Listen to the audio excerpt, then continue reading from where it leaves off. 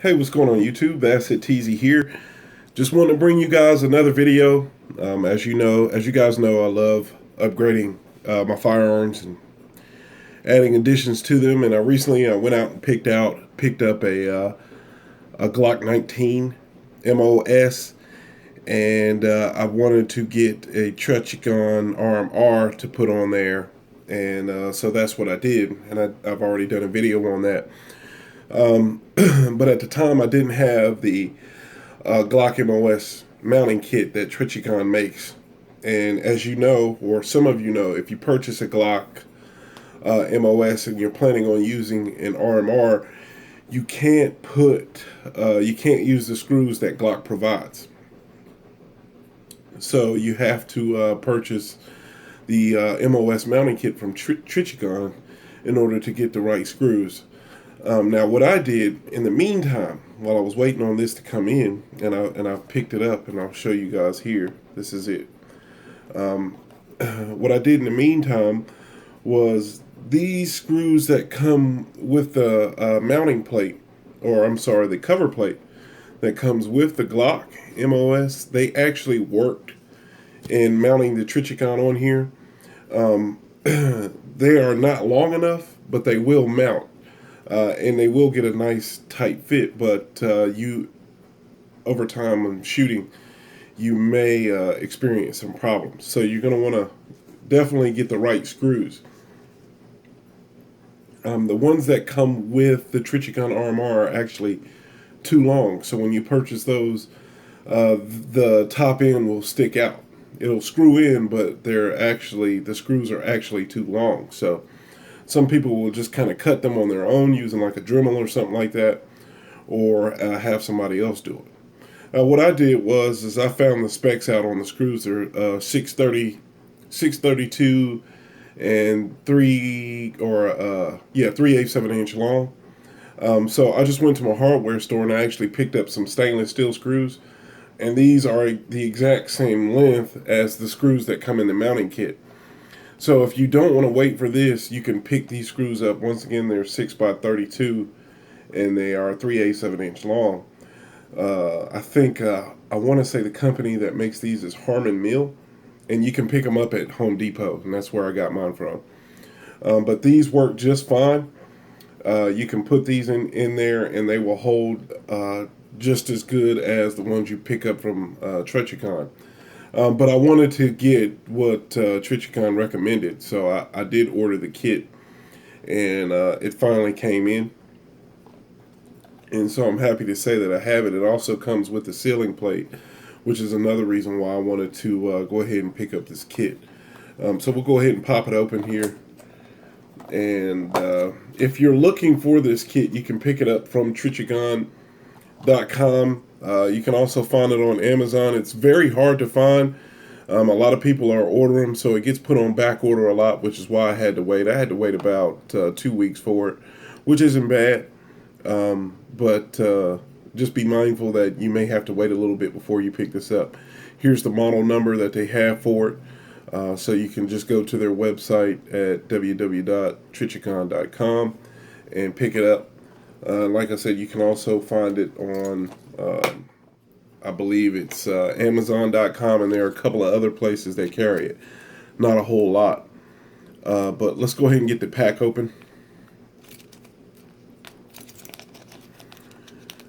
And one of the things that you'll notice when you get everything out here, it'll come with it your Allen wrench. It'll come with the 2 screws that you need, and it will come with the sealing plate. So if you look at the RMR, on the bottom of the RMR, there's a little O-ring here, and that will help seal it from moisture and water and things like that, especially if you've got a battery operated one. So I'm not sure how water would affect this setup, but if you're going to be using these in harsh environments, I do a lot of shooting outdoors. We shoot in the rain. It really doesn't matter. We do a lot of shooting. You're going to want to pick up this kit to protect the undercarriage of your RMR. So I've already got the plate mounted on my Glock. We'll go ahead and get it installed here.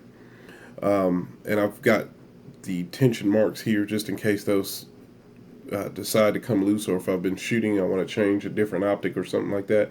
I can see if the screws have begun to come loose. So you'll notice that on the RMR you've got these two little notch holes right here, and then with the MOS you've got these two little notches. These two marry together. You basically put it on there like that, and you're good to go. You're good to go in sealing it down. If you're going to use the mounting plate, then you'll see, or the sealing plate, you'll see that it has two cutouts for those notches, and then an area for the screws for the RMR. So you can just put it on the RMR like so, and just kind of match up the holes there, and then get the RMR, get it married up again just like you would if you didn't have the sealing plate. Alright, we're good to go. And then add your screws.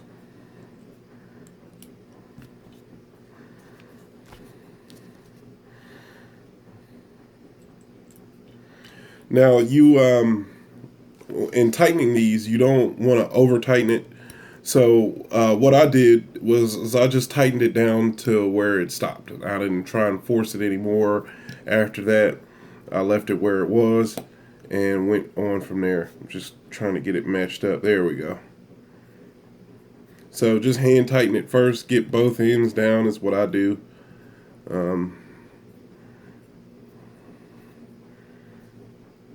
Alright, they're in there pretty snug. You can leave it like that. I always give it just a turn to where it stops, and then I don't force it anymore.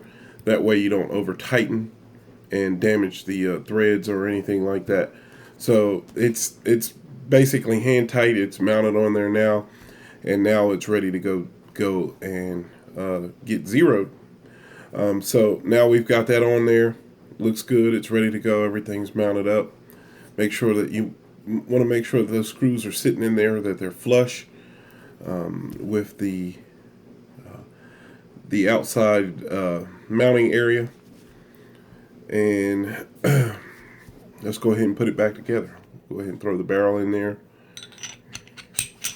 Another thing that I didn't cover was I picked up a Gen 3 guide rod. If you guys know, this is a Gen 4 Glock. I picked up the Gen 3 guide rod with an adapter. I like the feel of to me, the recoil is sharper with the Gen 4 plastic dual spring setup that they have, and I really don't care for that.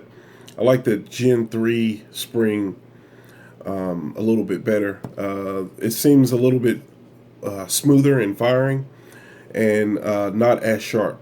To me, the Gen 4s are just so much snappier than Gen 3s, and that's just my opinion. So using the Gen 3 spring gives the Glock a Gen 3 feel to me. As far as firing goes, I like the Gen 4 grip over the Gen 3s, but I like the way the Gen 3s shoot. So we'll go ahead and put that in. I picked this adapter up from the Glock store, and it just slides into the larger diameter hole there.